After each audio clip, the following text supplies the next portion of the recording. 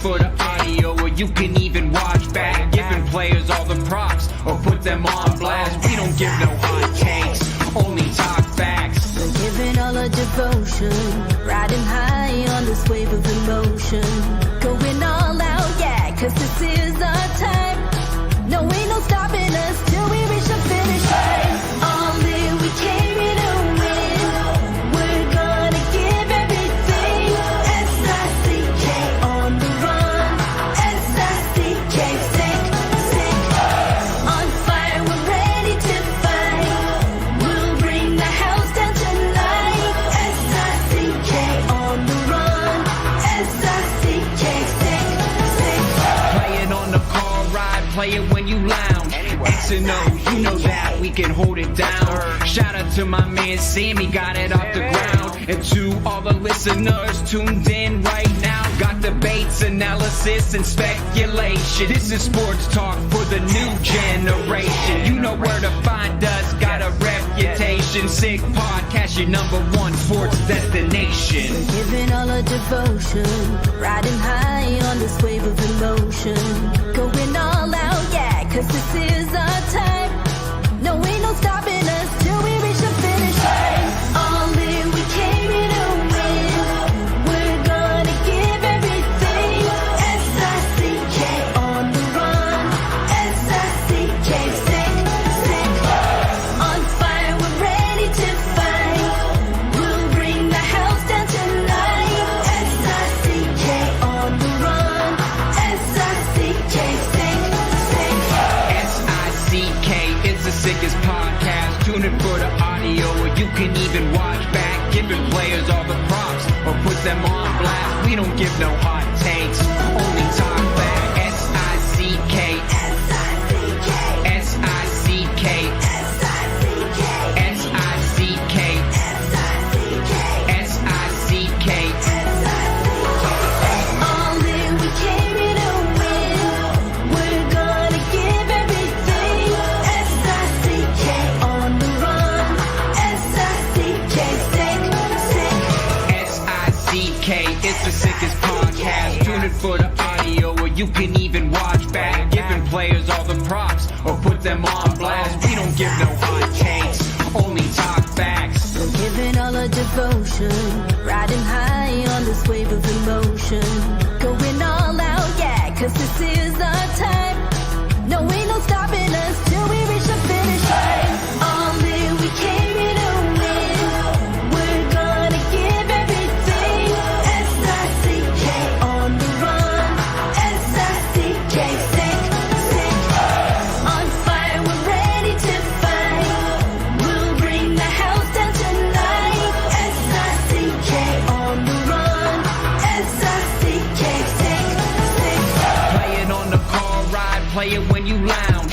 X and O, you know that we can hold it down. Shout out to my man Sammy, got it off the ground. And to all the listeners tuned in right now, got debates, analysis, and speculation. This is sports talk for the new generation. You know where to find us, got a reputation. Sick podcast, your #1 sports destination. We're giving all our devotion, riding high on this wave of emotion.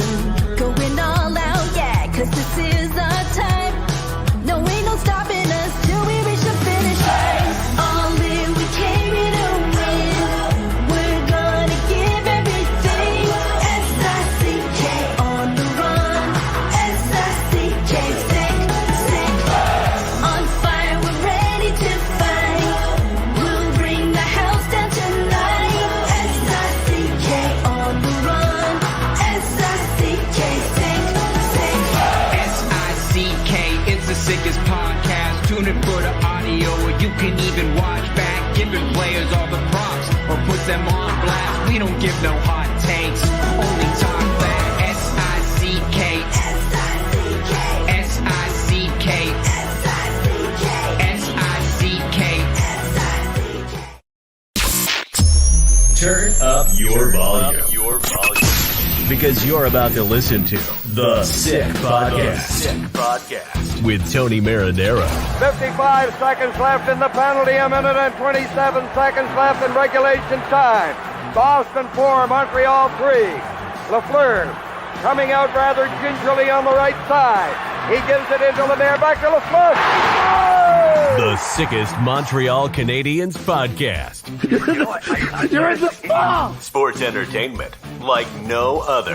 Rejoint, on lui fait perdre la rondelle, une passe devant.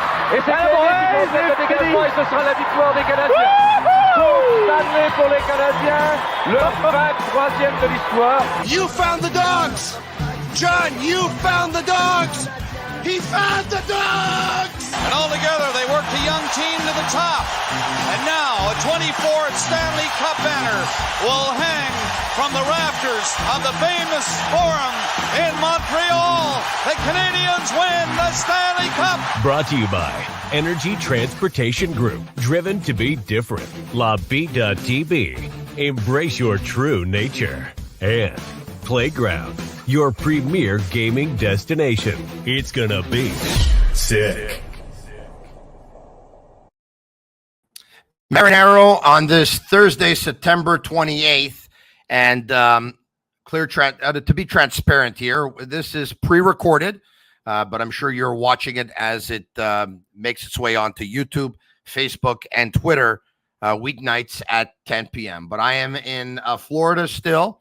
And I will be back late on the weekend. And so I'll be back in the studios of the Sick Podcast, which is actually in my home. Built myself a podcast studio for Monday night show, which will go live at 10 p.m. Without further ado, the Sick Podcast is brought to you in part by Energy Transportation Group, a leading full-service logistics provider serving all of North America, driven to be different. Also brought to you in part by Bittt Tibi, brewed in Quebec, a winner of a dozen international awards. Bittt Tibi offers quality microbrewery beers made with premium ingredients for everyone's taste. Bittt Tibi, embrace your true nature. And by the way, brought to you in part by Playground. WPT Global is coming to Playground for the must-play poker event of the year. Over $2.3 million in guaranteed prize pools, including a $1 million guaranteed main event. Playground's WPT Global October Millions Poker Series from October 6th to the 13th. Visit playground.ca for details. I'm going to bring in from the Montreal Gazette and hockeyinsideout.com, Stu Cowan. What's going on? Hey, Tony. How's things in Florida? Things are great, besides the fact that Agnello has me doing a podcast when I could be enjoying the pool or enjoying the beach right now. But at the same time, he allowed me to make my way down to Florida for one entire week. So the fact that I had to do two podcasts this week, I can't really complain, can I? No, but I heard you missed out on your buddy Messi, though, right? Yeah, I missed out on my buddy Messi. I went to the game yesterday, and I got tickets shelled up pretty big for them. Shelled up pretty big for Saturday, too, as they play New York City FC. But, you know, Stuart, I've said this before. I was on radio earlier today. And I also hosted the Sick Podcast, CF Montreal Talk. I received a lot of text messages from my friends saying, like, are you how upset are you? I said, look, I'm disappointed, obviously. I mean, when I made my way into the stadium and we got word of who was starting and who was on the bench and who wasn't, and Messi wasn't even dressed, it's obvious that my son and I were disappointed. But am I upset? I'm not upset. I'm not angry, because when you buy tickets for an event, whether it's a sporting event, whether it's a concert, I think I saw on Facebook that Bruce Springsteen has a little bit of a health scare so that he won't be performing in Montreal, and you had tickets there, right? I mean, when you buy tickets, Stu, you buy them knowing that anything is possible, and the athlete might not be there. They might be hurt. They might be dressed. They might not. They might play a lot. They might not play a lot. They might play well. They might not play well. Bruce Springsteen, might have something. This is it. What are you especially in sports. I mean, Springsteen, hopefully he gets well better. He canceled all his concerts for the rest of this year, and hopefully he will play in Montreal next year when he gets better. But sports, you're right. You never know. Guys get hurt. I mean, if you're a Canadiens fan, you go to the first preseason game at the Bell Center hoping to see Cole Caulfield. He wasn't in the first game. He was in the second game. So sports especially, you never know. You're right. But, I hope that Connor Bedard's going to be in the lineup for the Chicago Blackhawks on the first Saturday night game of the season for the Montreal Canadiens, which I believe is going to be on the 14th of October, because I saw something earlier today Do you know what a ticket on the glass is going for? Cost price. I'm not sure. Cost price, I would say $600-700 around there. 900. Wow. I've never, tax included and all that stuff. Yeah. Like it's $900. Yeah. I've never seen that before, by the way. I've never seen a price like that, a cost price on a ticket like that. But yeah, $900. I saw that earlier today. Sell. Supply and demand economics. You're absolutely right about that. Okay, so on that note, let's talk. And by the way, for those who are wondering why I worked on Tuesday's podcast and I worked on Thursdays, the Canadians played Monday, they played Wednesday yesterday, and they're going to play Friday. And I knew I wasn't going to be watching the games live, but I was going to be watching them later. I'm not going to come on if I didn't watch a game live, okay? But that's why I was in on Tuesday and Thursday. All right, so there's so many things, so many areas we can go to. I know you're a big admirer of the way Sean Monahan plays the game. Here's a guy who can fit in on any line. Yep. Here's a guy who can probably play all three forward positions on any line. And I think you asked Marty St. Louis about him. Mm-hmm. And I think Marty St. Louis was talking about the fact that he just simplifies the game and he knows where to be and he's willing to accept any role and play perfection. Elaborate on what he said, because obviously you know a lot more about it. Well, I have the quote after in front of me here. I'll read it to you. He says, what he does on the ice, he does what the game needs him to do at that time. If it's to buy time, is it to put a puck in the space for somebody who's in a better position? Is it going to the net? Is it being net front? I feel he plays with a lot of balance on the ice, a lot of poise, and he's pretty responsible defensively. I just feel like he understands the rules of the game, and I'm not talking offside and icing or penalties. He just understands what he needs to do, what the game is asking for him to do, and he's doing this live in real time. It's a great quality.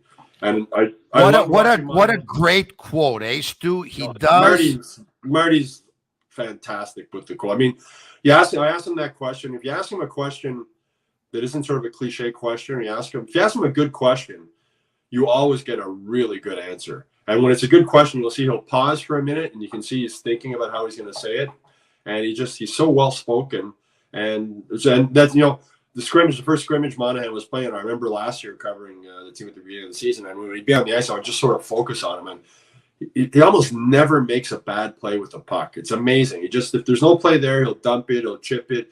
He's just so smart with the puck. And I started watching with the scrimmages this year. And as I wrote at the beginning of my comment, I almost forgotten what a smart hockey player he was. And then last night, it was the first preseason game, his first game in 9 months. The first period, he looked a little shaky. He made a couple of mistakes with the puck. But the second or third period, he was the Sean Monahan. He just makes so many smart plays. And I think he really complements Suzuki and Caulfield well. And that's one of the big things to me. Marty has so many options with that line. At practice today, he had Alex Newhook playing wing with those two guys.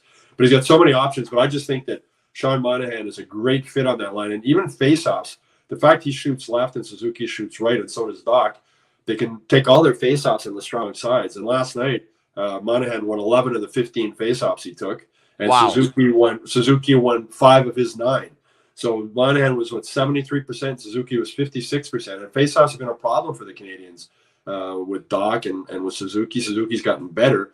But the fact that they both shoot right and Monahan shoots left, whatever line he's on with those guys, the centerman's always going to be taking his faceoff on the strong side. And Monahan will take the faceoff and then switch back to right wing or switch back. He can play anywhere. I mean, he had 20 minutes of ice time last night. He had like 6 minutes on the power play. He had 3 minutes almost shorthanded. He's just a really good veteran. The players love him. They're happy he came back. He's playing he'll make $2 million if he plays 26 games this year, one more than last year. I thought it was a really good signing by Kent Hughes. Risk-free signing. If he does come back, if he can stay healthy and have a really good season, you'd get a lot for him at the trade deadline if you want to move him. But I just think he's just a fun player to watch. I love, you don't see it so much on TV. It's hard to isolate a guy when you're watching a game on TV. But for people who do go to the Bell Center, when Monahan's on the ice for a couple of shifts, just watch him. Don't watch anything else. And it's amazing just how smart he is with the puck and without the puck. So if you remember when the Canadians acquired him and they ended up getting a first-round pick with him, a lot of people were saying, okay, he's got 1 year left on his deal. He has a good season with the Canadians. you trade him at the deadline. You not only got your first when you acquired him, you're going to end up getting another first by trading him. So now you acquire Sean Monahan, you're going to get 2 firsts. Okay. We all know what happened. He got hurt. I think he played 25 games. He picked up 17 points. And they both met in the offseason. They both said, hey, you know what? You're not going to get a long-term deal with another team because a lot of teams think that you're injury prone. You did so well with us. If you come back and you're healthy, you're going to pick up even more points. And at that point, you have a better chance of picking up that long-term contract, whether it's with us or with somebody else. So he decided to come back. From the moment that contract was announced, I said that it was my personal wish that Sean Monahan was going to play with Suzuki and Caulfield. Why? Mm-hmm. Because I'm head on into the rebuild.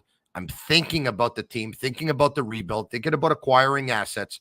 Every single trade that Kent Hughes does, he ends up adding a second, a first, a third, a fourth, a fifth, a sixth. He ends up adding draft picks all the time. He did it in every single trade. He did it in the Toffoli trade. He did it in the Sherratt trade. He did it in the Lehkonen trade. He did it in the Petrie trade. He did it in the Hoffman trade. I mean, he did it in the Joel Edmondson trade. Every single trade, he acquires assets.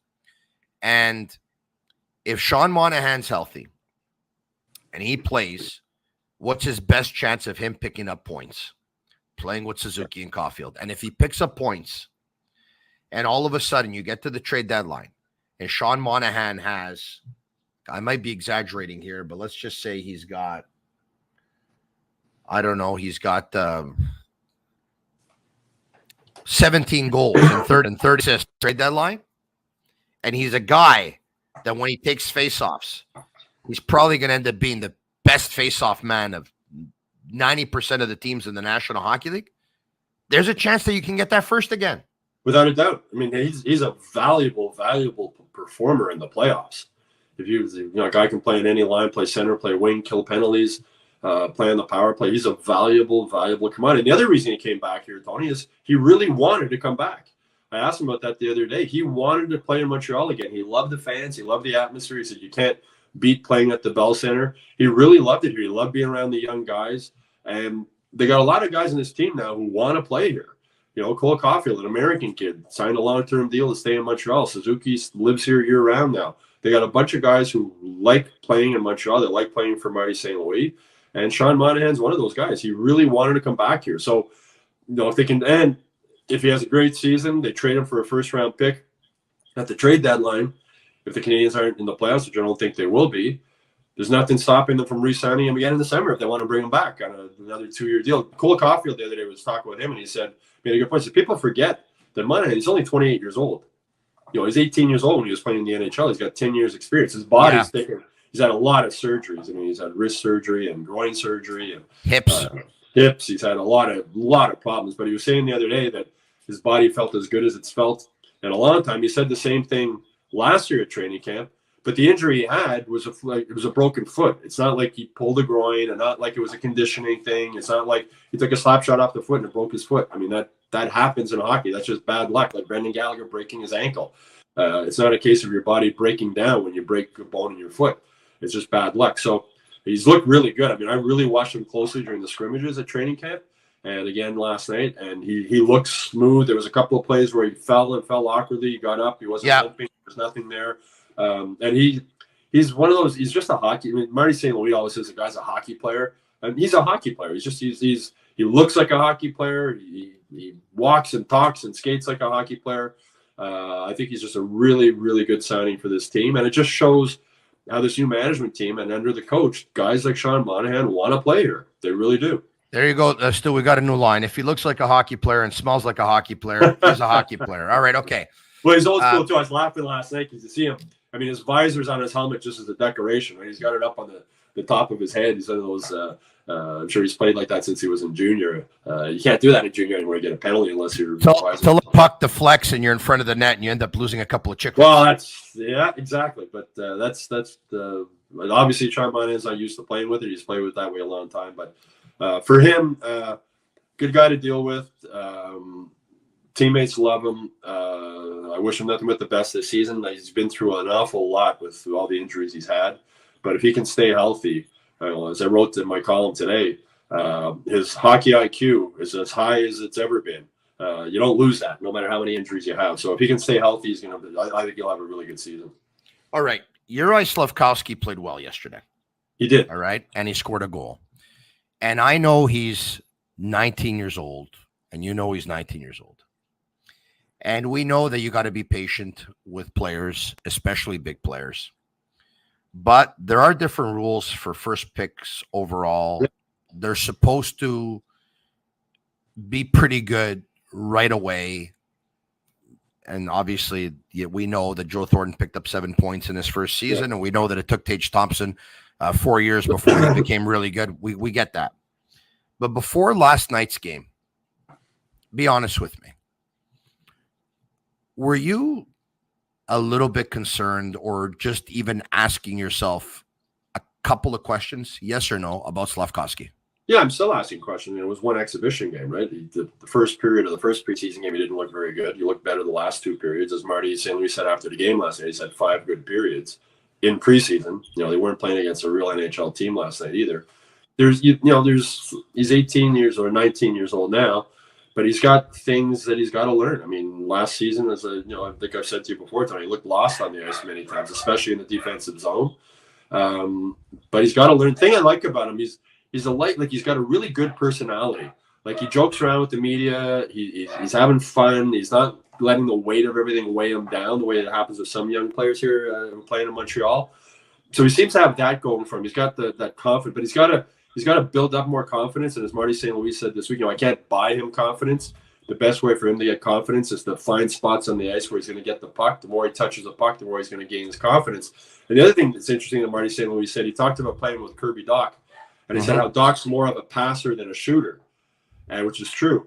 And he says you want somebody on that line with him who's going to shoot the puck. So Slafkovsky, last night he shot the puck. He was shooting the puck when he got chances. And that's the thing I think he's got to, you're a young kid in the league, you're nervous, the play's coming so fast, everything's happening so quick. And he was talking about this after the game, the first preseason game. Like, it's everything's happening so quick, and then you got to think to shoot. But the shooting chances in the NHL happen so quickly, and you got to be ready. So that's something he's got to work on. And that's one of the reasons that Marty had him with Kirby Dach, because as he said, Kirby Dach's a passer more than a shooter. But that line looked pretty good together also. And with Slafkovsky, there's concerns. I mean, I thought he should have been sent back to the AHL last year after he played 9 games or whatever it was, and let him play in the AHL, let him play tons of minutes, let him play power play, shorthanded, send him to the World Juniors, just let him play a ton for that confidence. They didn't do that, but Marty at the golf tournament said, like, basically he's going to start the season with the team. I don't think there's any way he's not going to start the season with the team. But if he continues to struggle, it'll be interesting to see what they do. But they seem to be, Marty and Kent Hughes and the whole management team seem to be willing to be very patient with him. And as Kent Hughes said before that draft, he told the scouts, I want you to draft the guy who's going to be the best player in 3 or 4 years from now and down the road, not the guy who's going to be the best player right now. Well, okay, so the fact that he had the game that he had yesterday playing with Doc, it's a couple of times that we've had a chance to see him now play with some pretty good players on a pretty good line. Do you think that St. Louis has already decided that Slafkovsky is going to be on his second line? I think he has an idea. Marty was asked about it after the game last night, and I think it was Francois Gagnon said, do you have all the lines up in your board in your office, sort of figuring what you're going to have? And he said, sort of. Like, you think he has an idea. I mean, he had them with, I think it was Newhook and Anderson earlier in training camp.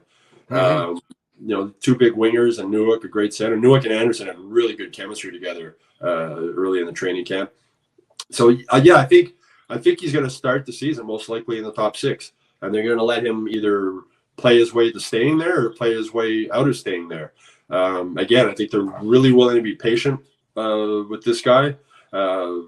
If it doesn't work out with him, they're going to take a lot of heat, especially if Logan Cooley starts to light it up in Arizona. We saw that highlight reel goal he scored in unbelievable in Australia.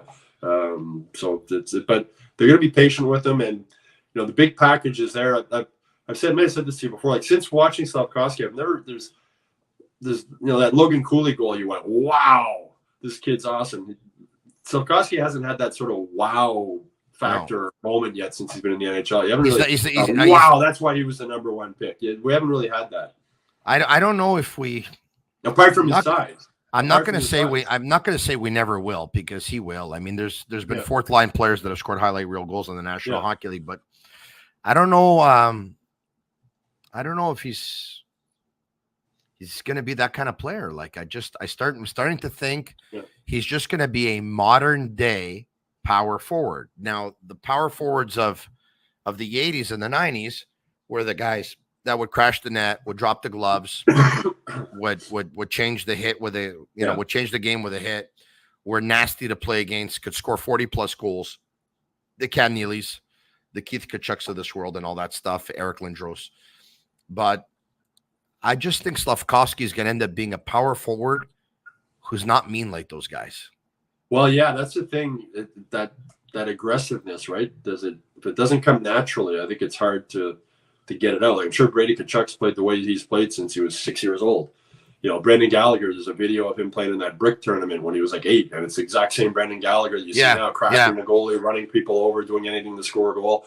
When you don't naturally have that in you, I don't know how easy or how possible it is for a coach to get it out of you. I mean, Joel Armia is an example. You watch this guy, big, strong guy. He should be a physical presence out there. He's not. He just. I brought up a name. I brought up a name earlier today with George Larac and Stefan Gonzalez. Okay, of players that, or a player that was a power forward, but wasn't necessarily like a mean person. Right? Would defend himself if he had to, and it was John Leclerc. And George Larac said to me, "Are you telling me that Juraj Slafkovsky is going to be John Leclerc?" And I said, "I didn't say that." Yeah. But I said, what I said was, I said, John Leclerc was a power forward, but he wasn't as mean as the Tocketts or the Shanahans or the Neelys or the Kachucks of this world, but he was considered a power forward. Yeah. So once again, George said, are you comparing him to John Leclerc? But let me ask you this. If Slafkovsky would have a John Leclerc career that was 967 games in the National Hockey League, 406 goals, 413 assists, 819 points. So everything that he did basically was almost a goal every other game, almost an assist every other game, and almost a point every other game. So he's just under. He's probably like at a percentage of, I don't know, 0.90 or something like that. Would you take it? Of course. I mean, Leclerc, fighting's almost out of the game now totally, so it's not really even that much of a factor. With Slafkovsky, it's just using his size. And like, if when he was at Newark and Anderson, as I said, Anderson and Newark had great chemistry together, and Slafkovsky was sort of trying to fit in with them. But that could be a good line, just playing with Josh Anderson and watching Josh Anderson. I mean, Josh Anderson punishes opposing defensemen on the forecheck, goes up and down his wing, skates. So he's got to get more Josh Anderson. And the other thing concerning about Slafkovsky, the game against the Devils, he came in, he tried to make a little move at the blue line, and he got flattened by the defenseman. He's got his head down a lot.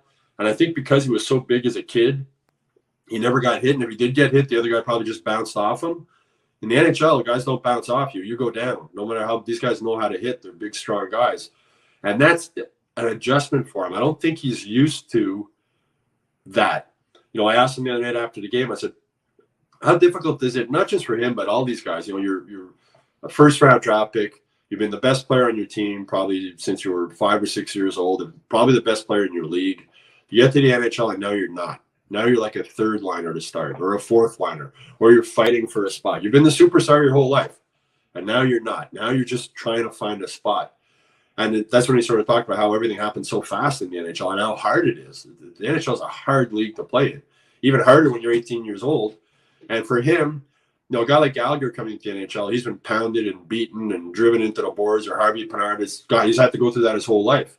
Slafkovsky's never had to go through that. He's never had to be physically challenged the way he is now in the NHL. And I think that's a huge adjustment.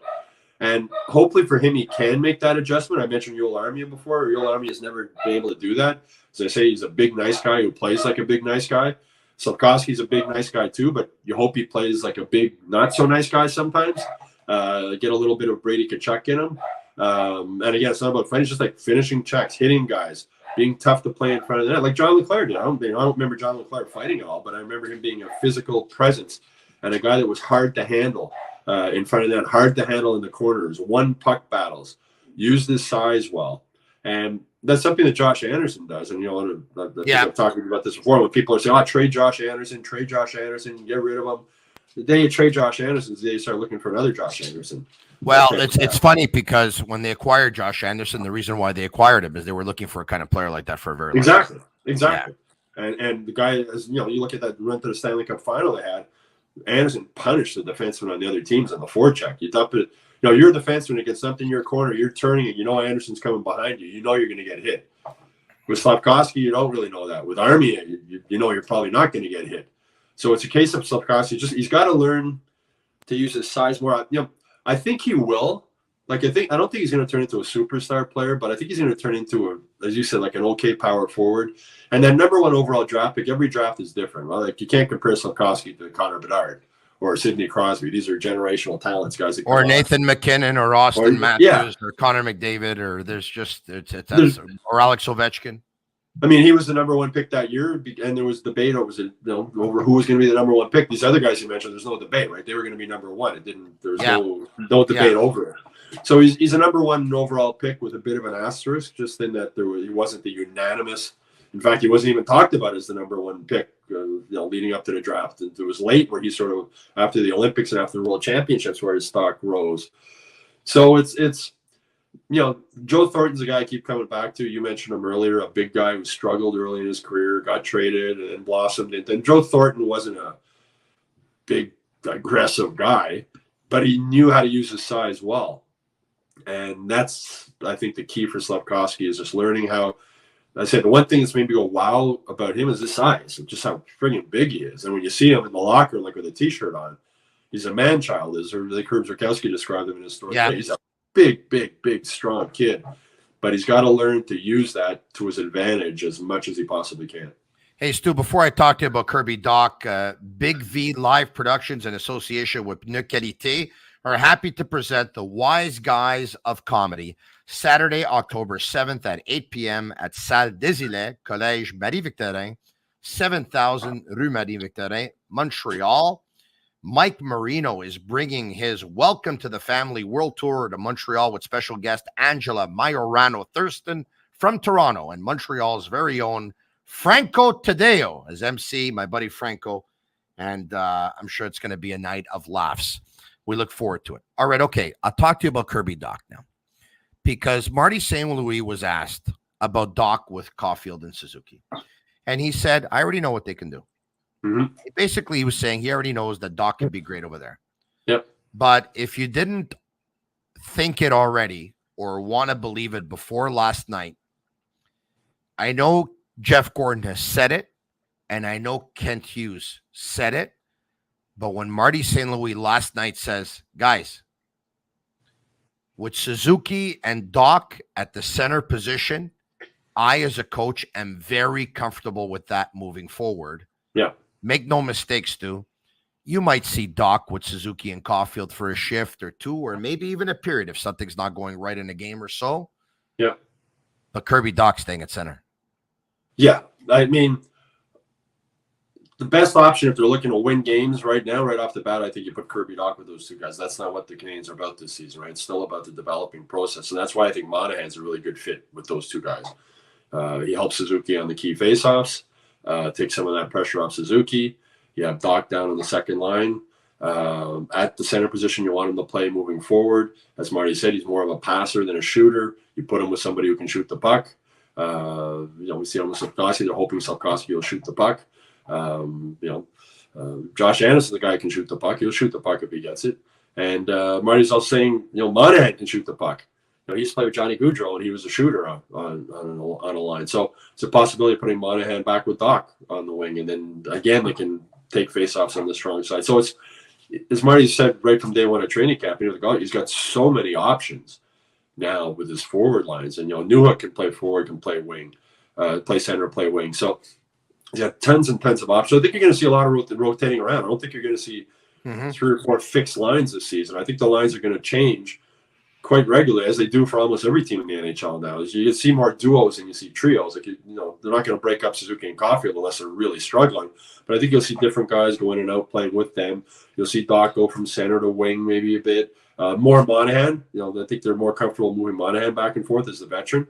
Monahan said the other day, I'm a natural center. I played center since I was a kid, but I'll play wherever Marty wants me to play, whatever he wants me to do, which is another sign of what a good veteran he is on this team. But you're right. I think Kirby Dach, moving forward, they see Kirby Dach as a center. When they made that trade, they saw Kirby Dach as a center. Go back to Marc Bergevin when they couldn't get centers. It's impossible to acquire centers in the NHL. Well, Ken Hughes has done a pretty good job of stocking his lineup with centers. And center, which was always the big hole in the Canadiens, now they have an abundance of centers and guys that can move around. So, I see Dach as a center moving forward. Well, I think Marc Bergevin said, though, when he said it was number one centerman in the National Hockey League. And if Dach's career keeps on going the way it's going, and he just keeps on getting better and better every time we see him, it's not impossible to think that he's going to end up supplanting Nick Suzuki as the number one centerman on this team. Now, I wouldn't bet on it because Suzuki has always picked up more points at every level, and usually number one centermen are players who pick up more points than players who pick up less points. But number one centermen often are guys who are big and strong and, as well, like Dach. It's not impossible to think it's Stu. No, but number one centermen are also relied on a lot defensively for the guys they're playing against. And, Nick Suzuki's a better 200-foot player than Kirby Dach is. 1,000%. 1,000%. At least now. So that's the other thing that Nick has. But I mean, if you have Nick, if Dach can develop and you have like your 1 and 1A center, that's the future. That's one of the reasons the future looks bright for the Canadiens, just because they have not only that depth down center, they have youth. I mean, Newhook's 23, I think. Also, they got a lot of young guys. Dach, with his size, should be looking at a guy like Barkov and saying, you know what, I got to try to become Barkov. I mean, that would be pretty cool. But you watch Dach, the way he can control the puck and the way he wins puck battles in the corner, and he has that little stick lift move he uses on the boards to steal the puck off guys, and he's playing with a lot of confidence now. I think Marty St. Louis was a perfect coach for him when he came here. That video the Canadiens had from the draft table when they made the trade, and they had Ken Hughes on the phone with Dach. He says, "You're going to love our coach." That was one of the first things he said.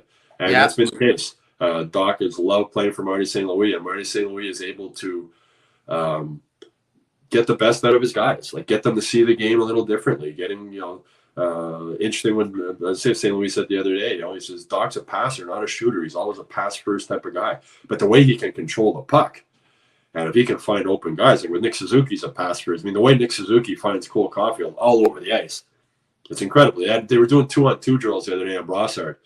And they had from blue line in, and they had Suzuki and Caulfield together. I was watching them, and it was amazing to watch, just the way they can find each other. And they were born to play together, Stu. What's that? They were born to play together. They were. I mean, but watching the 2-on-2 drills, I was like every 2-on-2 drill would last, 45 seconds, and you'd see 2 or 3 passes. You go, wow, how did he do that? Like, how did they get it right there on the stick? And the way they know where each other is going, and they know where they're going to find open ice. But again, if Dach does end up playing with like a Josh Anderson, that could be really interesting. That could be those two together with if Slafkovsky could fit in that role. That could be a really interesting line. I talked to you before about Big V Live Productions in association with Pneu Qualité. Happy to present the Wise Guys of Comedy Saturday, October 7th at 8 p.m. at Salle Désilets, Collège Marie-Victorin. Now I can tell you as well, the Vincent Soumarin food truck will be serving, and I love some of their stuff, by the way. Their pizzas and their subs, absolutely unbelievable. We'll be serving some hot, delicious pizza before the show. And, of course, part of the proceeds will be going towards the SMA, Spinal Muscular Atrophy Foundation. And we thank them for that. Come grab a bite and have a few laughs. It will be a fun-filled evening. Tickets can be purchased online at bigvliveproductions.ca. That's bigvliveproductions.ca. Stay tuned for our ticket giveaway on social media. All right, okay. One or two more topics for you here. George Larac was very vocal on his radio show, Larac and Gonzalez, yesterday on BPM Sports. When he saw Ottawa's lineup, which came out one night before the game, and he saw the Canadiens lineup, he was really upset with the Montreal Canadiens and said, This is a wrong move. Ottawa's got 4 guys who can drop the gloves, and you have none in the lineup. This is a wrong move. You're going to put some of your better players in a little bit of danger. Luckily, nobody got hurt. But you did see that Kastelik boarding on Caden Gooley, and David Savard went to his defense. You did see the Ottawa Senators and some of their players yesterday take liberties on the Montreal Canadiens. Do you think Marty St. Louis made a mistake? Yeah, I hadn't really thought of it until you mentioned it, but now that you mention it, it would have been good to maybe have a Pizzetta out there when they saw what Ottawa's lineup was. And Caden Gooley, I mean, he went into the boards hard on the shoulder. And that's one of those ones, he got up a little slow, but that's one of those ones you wonder, like, is he going to be okay 2 days from now? Is that one of those things that might flare up after? Kirby Doc got hit hard a couple of times too. So, yeah, I mean, you got guys running around, minor league guys taking runs at the Canadiens guys, and you're right there. I mean, David Savard came to Gooley's defense. Good for David Savard. But yeah, now that what Juraj Slafkovsky says, it makes sense. I mean, if you look at the lineup and you see they got some guys, you want to protect your guys. But did you hear St. Louis tackled it at the end of the game? He's like, if they would have got their lineup out a little bit earlier, but they did. They got it out the night before, and then he said, "Now that I think about it, I probably should have." But then he said, at the same time, we want to play hockey. Yeah. But the thing is, Marty St. Louis is still learning as a coach.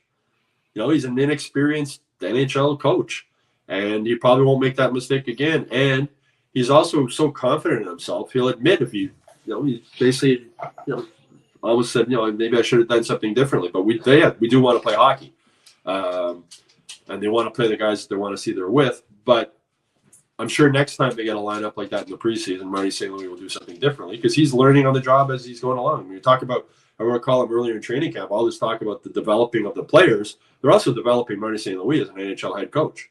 There's no problem with his communication.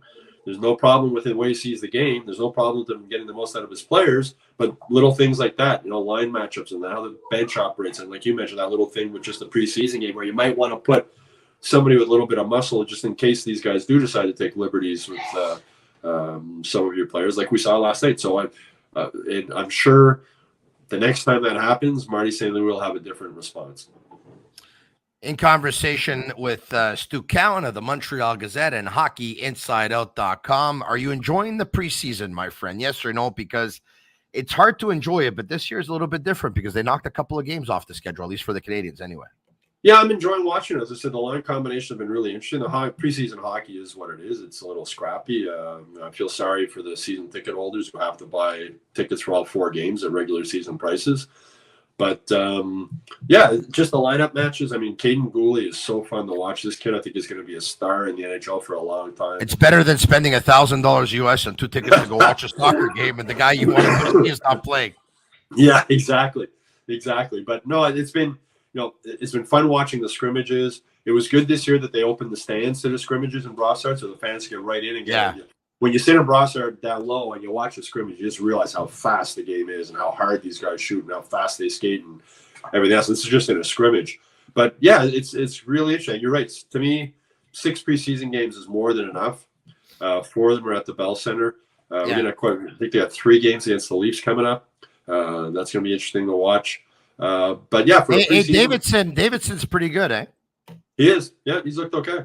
There's a lot of guys that you got to check. And the other guy, defense, keeper, I can't remember his first name now, but I was watching him in the scrimmages, and he looked really good. I had to look up to see who he is. He's a career minor league defense. But he's looked good out there. Like, he'll be good in Laval. That's one of the things I like is just seeing guys that you don't really know or you don't get to see that often. But to me, again, the most intriguing part is just the line combinations. It's going to be really interesting to see what Marty's lines are on opening night in Toronto. I believe the first name is it Brady or what for keeper? I need to look it up. I can't even remember. Let me see. But a smooth, not a big guy. Yeah, Brady keeper. You're right. He's 27 years old, 6'2", 197, never drafted. Yeah, played for the Abbotsford Canucks last season. They should have called him Heza. He's a back keeper. one year, he played in the OCN Blizzard in the MJHL, and 58 games. He had 202 penalty minutes. Hey, can I tell you an amazing story? Now that we're talking about players and their background. So, last night you obviously saw Jabril Toure, who plays defense for the Ottawa Senators, right? Yeah. So Jabril is a 2003 born. Jabril played soccer on the same team as my 20-year-old Anthony.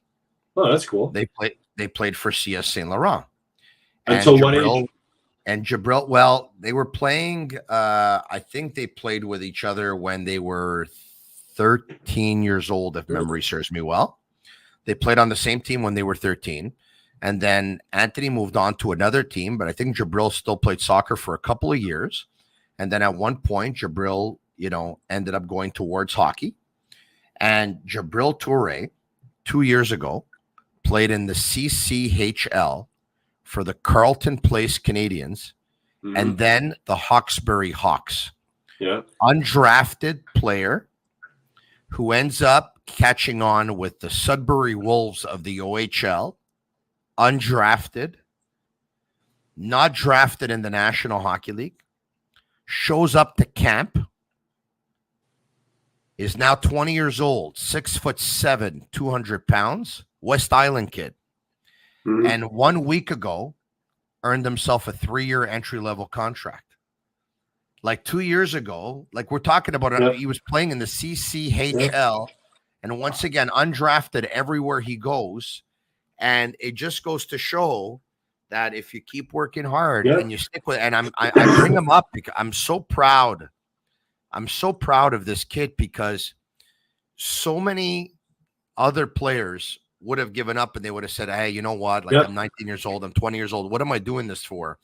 But they end up doing it because A, they love the game, but B, they don't stop believing. Yeah. And so this kid loves the game and he didn't stop believing. And you know what? I'm so proud of this kid. It's an amazing story. And Stu, I know he's an Ottawa Senator, but maybe we can get you the coordinates. Maybe you can, seeing he's a good old West Island boy, you could probably do a story on this kid. It's a great story. And the other part I love with the story is that he actually played another sport besides hockey up until he was 13 or 14, which you don't hear enough of that today. Like, I mean, I've spoken with Nick Suzuki played soccer up until he was about 12 or 13 also. And he talked about how much that helped him as a hockey player, about spacing and passing and sort of seeing the bigger picture of the game. And now you have so many kids today that, that all they do is play hockey from the time they're 5 years old. So speaking of great stories and multi-sport, I think I may have told you this one, but if I didn't, once again, my son Anthony also played soccer with a boy by the name of Olivier Maxence Prosper. They went to an international tournament in Spain together and played versus some elite academies in the world. Olivier Maxence played soccer until about the age of 15, very competitive. He was a very, very good player. At 15, he decided he was playing soccer and basketball. He decided, I'm going to go the way of basketball. I think he made a pretty good move because Olivier Maxence today is 6'8". And a couple of months ago, we went to the Barclays Center to go support him because he was drafted and then traded to the Dallas Mavericks. And it looks like he's going to be starting the season with them. So there's another story. He's a Laval boy, by the way. He's a Laval boy. Well, look at Patrice Bernier. I mean, Patrice Bernier played Quebec Major Junior Hockey League in the Quebec Junior Hockey League as a defenseman, and then he decided to take the soccer route. So, I mean, I'm such a big proponent of kids playing more than one sport. I think it's. I remember talking with Gary Roberts, who's one of the former NHL player, one of the big trainers, and he was saying he doesn't want his kids. Steven Stamkos is one of his guys he's worked with since he was young. He said Stamkos is a good golfer. He's a good baseball player. He's in the gym. He's good. He's an athlete who plays hockey. And today you get so many kids that are just hockey players. And Jake Allen, I had an interesting conversation with Jake Allen last year at one of the Kraft Hockeyville games, either in Booktis or Gander. I can't remember. We're talking about the injuries, groin injuries and that with these hockey players. And he was saying he thinks one of the reasons is so many of these kids, that's all they do from the time they're 5 years old is play hockey. And skating is not a natural movement for your body on your knees and your groins and your hips and that. And he said, do you think that's part of the reason why you see so many younger hockey players with hip and groin and knee issues, just because it's not a natural movement, and they haven't done other sports to maybe build the muscles around those things. So it's an interesting take. So I always love those stories when you hear. Stu, I got to tell you, with Gary Roberts, he wanted his kid. He doesn't even want the kids to play indoor lacrosse in the summer. He wanted, if you're playing lacrosse, play outdoor lacrosse. He didn't want them in the arenas. Like, you're in the arena all winter, do something outside. Play soccer, play baseball, play outdoor lacrosse, do something outside. I never thought that multi-sport was more effective than just playing one sport and trying to master it. But I'm starting to come along, and I may be changing my mind on this one, because the detriment of one sport is you burn out. And kids get fed up with the sport. I mean, you burn out, and you get fed up with the sport. You're right. When you're doing 2, 3, and 4 sports, at one point, you know what? You're having fun because you're not missing out on everything. You're working all different areas of your body, all your different muscles. You're meeting different people, different friends. You're the interest levels. And then at one point, you're going to end up following your passion. Your passion is going to be one of those sports. But when you're doing the same sport all the time, you start saying, you know what, like, I dedicated my whole life to this, and it's one sport all the time. And the parents that, and I was a little bit guilty of this as well, because in winter I would put them in camps. But when you put them in camps in their off season, like those that do, summer hockey, like I think it's too much. Well, Mike Matheson, I had this conversation with Mike Matheson a few times, and his dad, it was either May 1st or May 31st, one of those dates. His dad put the hockey equipment and lock it in the garage. You're done. You're not putting your hockey equipment on anymore. So Mike would play football. And he played soccer. He was a good football player, too. He told me it helped him learn how to hit and to take a hit for hockey. And he said, when he went back for the tryout camps or AAA or whatever, he said, the first 3 or 4 days on the ice, I was maybe behind the guys who had, done the power skating all summer and played summer leagues and everything. But he says, I was also really excited to go back to the rink. Like, I couldn't wait to go back to the rink because I'd been away for a couple of months. Because after 3 or 4 days at that age, you're caught up and you're back skating at the same level the other guys were who were skating in the summer. But he said the thing that he said, I had that passion when hockey season started. I was so excited to start because I actually had an end. It wasn't like it's just a continuous where hockey never, ever ended. And he said, and his dad wasn't all, the hockey equipment went in the back of the garage, and either it was the beginning or the end of May, and you didn't touch it again until the tryout camp started for the next season. Stu, I'll end it with this. Is Joshua Roy or Emil Heineman or Jesse Alonen, just to name a few, going to make this team? And if not, who is going to be the first one to be called up of the 3? I don't think they will. I wrote a column earlier wondering if the Canadians will send Joel Armia to Laval. I don't know if they will, but I think continuing to play him at this point is almost pointless because he's not part of your future here. 30 years old like he is now. He's got 2 years left in that contract at $3.4 million. If you're playing him, you're taking away a spot from Heineman or Waugh or one of those guys that is part of your future. I don't know if the Canadians will do that. Personally, I would if I was Kent Hughes. I think we've seen enough of Army to know who he is, and you hope somebody will claim him on waivers at that contract. I don't know if somebody will, but I think the guy closest to getting called up would probably be Heineman out of those guys. Just with the size, how well he played in Laval last year, the fact that first day at training camp, he was on the line with Suzuki and Caulfield. I mean, didn't expect him to start the season there, but the fact they put him there to start training camp was like, we're going to give you every opportunity to make this team, including starting you off on the number 1 line. And he didn't look out of place. It's a big body. He can shoot the puck. He can move. He's just scrimmages. It's hard to judge him, but he seemed physical in puck battles. So I think he's probably the guy closest. He's a little older than the other guys. I think he's probably the guy closest to making the jump. But Joshua was an interesting guy. Like I like what I've seen from him in a lot of the things. He played with Connor Bedard on the same line at the World Junior team. One of the things I found really interesting talking with him at development camp, I guess it was, he said he killed penalties for Team Canada at the World Juniors. He had never killed penalties before in his life at any level. He had never been used on the bouquet. So the coaches in Hockey Canada saw something in him that other coaches didn't see. They just saw him as the goal scorer. They saw that he could play PK. They saw that he could play with Connor Bedard, the best player at the tournament. Bedard talked about what a good player Wall was, how much he liked playing with him. So I think Waugh will have a spot on this team moving forward, but I think the best point for his development right now, so put him in Laval and play like I was talking about with Slafkovsky earlier. Play the hell out of him. Play him on the power play. Play him on the PK. Play him on your first line. Give him a ton of ice time. Let him get adjusted to playing pro hockey. Hopefully score some goals, get some confidence that way. But I think the first guy right now in that depth chart to have a chance to start the season with the team is going to be Heineman. Stu, thanks for doing this. We'll talk to you soon, my man. All right, Tony. Enjoy the rest of your time there in Florida. Thank you. I appreciate it. I have had a great time thus far in Florida, and I hosted a couple of podcasts from here, the Sick Podcast, CF Montreal Talk, and now a couple of podcasts, the Sick Podcast, of course, Talking Habs.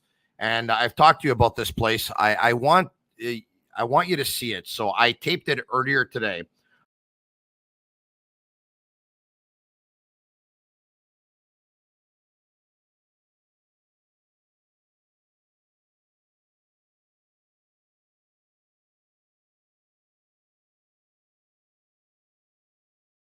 All right. If you're looking for a hotel in South Florida, in Fort Lauderdale, I love this spot. It's the Ocean Sky Hotel and Resort. You can check them out on the internet at oceanskyresort.com.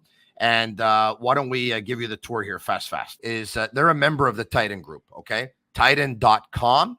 You can check it out. And I can tell you that the Chateau Versailles Hotel Travel Lodge in Montreal, Hotel 10 in Montreal, Hotel Travel Lodge in Saint-Foy, Le Saguenay in Chicoutimi, the Nouvelle Hotel in Montreal, the Marriott Chateau Champlain, Mont Gabriel in Saint-Adèle, the Mount Stephen Club, of course, in Montreal, the Sens Hotel in Montreal, the St. Matthew Condominiums, Strata Hotel in Beach Plaza in Kingston, Ontario, and yes, the Ocean Sky Hotel and Resort in Fort Lauderdale. It's all part of the same group, the Titan Group. So is Club de Tennis Ile des Arts, by the way. You can check it out at titan.com and check out their hospitality. Thank you so much for everyone watching, everyone listening. I very much appreciate it. And if you're watching on YouTube, like it, share it with your friends, comment sick, S-I-C-K, S-I-C-K, S-I-C-K. And if you're going to listen to us on Apple, leave us a 5-star review. It's our way of feeling the love. For Agnello, Sammy, and Juliana, Master Control, they're Cavallaro, live from Fort Lauderdale. I'm Marinaro. And that's a wrap. Hope you don't miss us too much until next time. Follow the Sick Podcast with Tony Marinaro on YouTube, Instagram, Facebook, Google Play, and Apple Podcasts. The Sick Podcast is brought to you by Energy Transportation Group, driven to be different. LaBeat.tb, embrace your true nature. And Playground, your premier gaming destination.